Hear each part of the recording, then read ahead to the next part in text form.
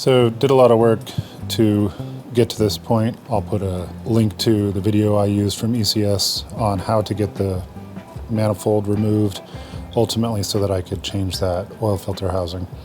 But while in here, it makes sense to clean these intake valves and to get to this point where you can actually access the pulley or the main crankshaft. I had to loosen this because I don't want to take this hose off and potentially break it. And I did have to remove this hose here, just there so it had a little bit of slack, all just to give me a few inches down there so I can get my wrench into that spot right in there. Also need to of course remove all these hoses and wires. Everything's super fragile and prone to break. Also notice that I took off the belt and the tensioner.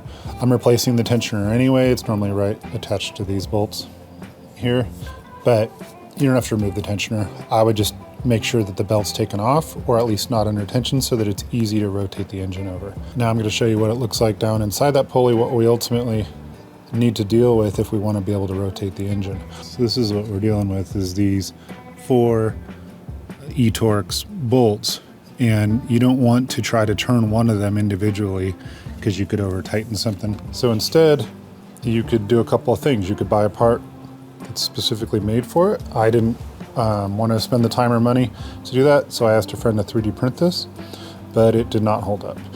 The material he used is supposed to handle a lot of torque and pressure, but right here was kind of the weak spot. So I wouldn't recommend doing that. Then I kind of makeshifted this, and it seems to be working. I'm not going to use walnut blasting this time because I don't have the proper adapter. I could have 3D printed that, but I instead just thought, this isn't very dirty, so I'm just going to use the solvents and just take a little bit longer to do it. So I'm using CRC's intake valve cleaner.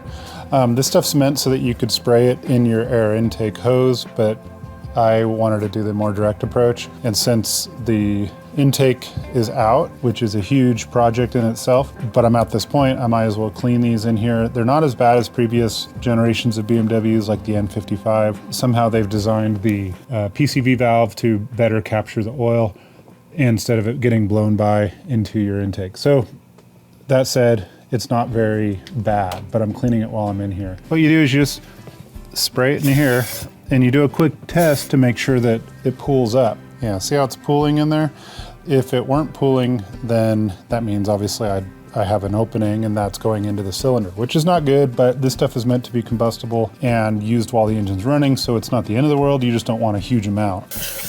I soak it pretty good and let it sit for a few minutes. Now the actual valve stem doesn't need to be immaculately clean. You're just worried about some buildup of oil in between the stem and the block that would stop it from closing properly or opening all the way. And beyond that, you just need it basically cleaned. I'm using a couple of these brushes I got from Harbor Freight. I just go in there and work around it. Again, doesn't have to be perfect. The solvent does a lot of the work. I'm not using brake clean because that's a little too strong and I don't want to damage these valve stems. So now that I've kind of used the brushes to work around it, and really most of the work is being done by the solvent, I'm just going to use this vacuum attachment, which is a little bit flexible because it lets me get pretty far in here, not all the way, but far enough to create a little bit of a vacuum.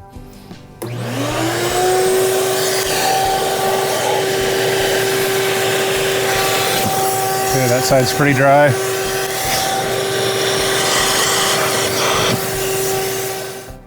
Actually, it still looks kind of dirty, but at least around the bottom part of the stem, there's no obstructions, no heavy buildup of gunk. Still a little bit. If you really wanted it to look great, you would just walnut blast it and buy the equipment to do that right and spend the time on it, but I just mainly want to do a little touch up while I'm in here. The next part is we need to now rotate the engine so that I can close this valve, which is open. Can you zoom in there? Can you see how there's a little gap there between the valves?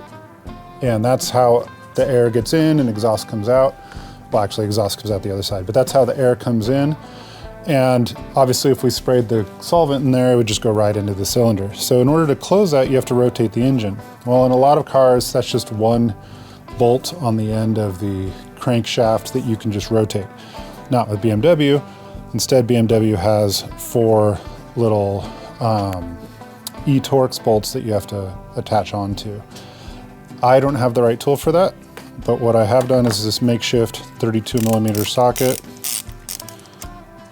and I added some gaffer's tape to the inside to try to protect the splines of those E-Torxes. And so what I'm going to do is I'm going to put this on the end and be gentle, right? I don't want to damage any of those bolts. And it gets a fairly good bite. And now I can turn it clockwise. You always turn it clockwise, never counterclockwise. And I want to turn this until I see those valves close.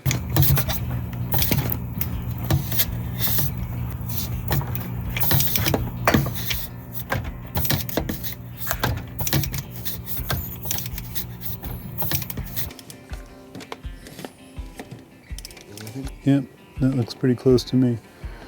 Find out when we spray some solvent in there.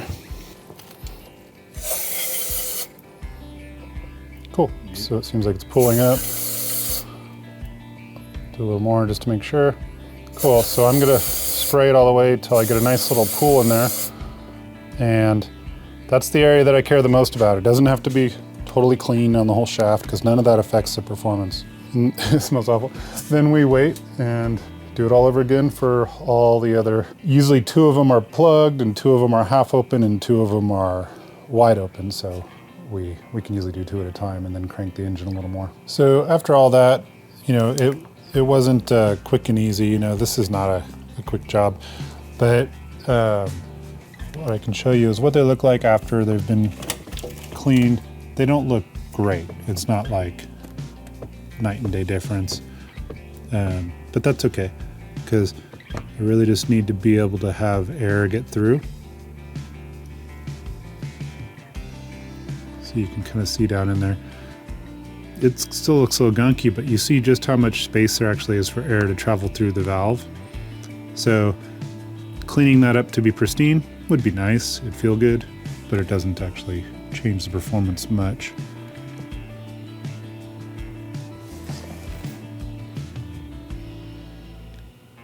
So again, walnut blasting is probably the best way. Things look nice and dry.